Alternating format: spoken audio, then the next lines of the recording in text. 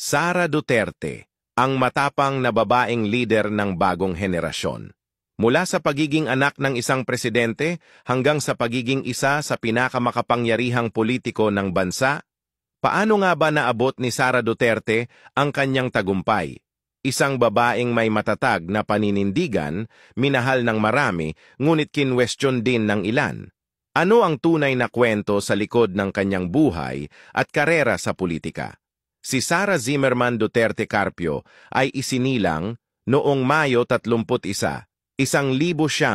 1978 sa Davao City.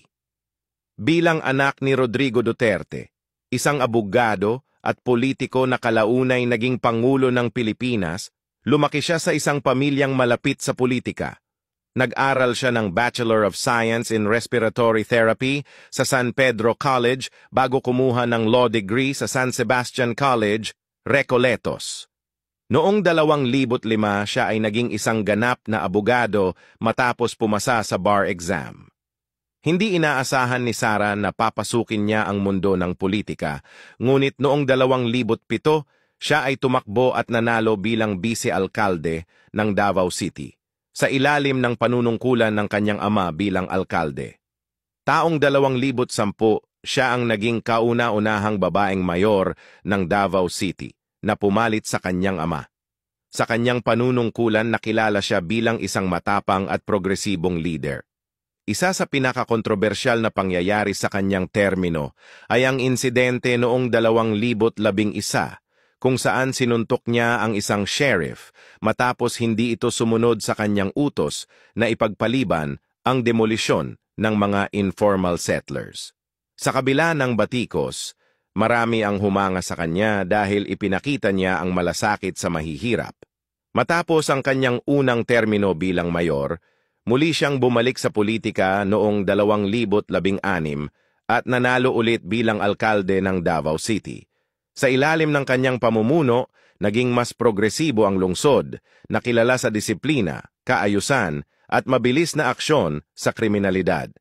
Noong 2022, tumakbo siya bilang vice-presidente ng Pilipinas at nanalo na may mahigit 32 milyong boto, isa sa pinakamalalaking boto sa kasaysayan ng bansa.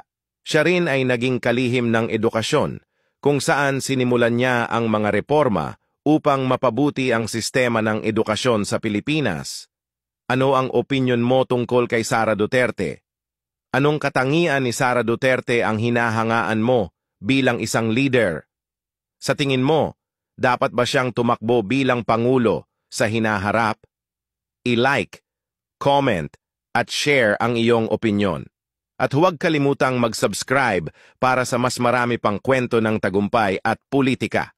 Ang sikreto ni Sara Duterte, matibay na paninindigan at malasakit sa bayan.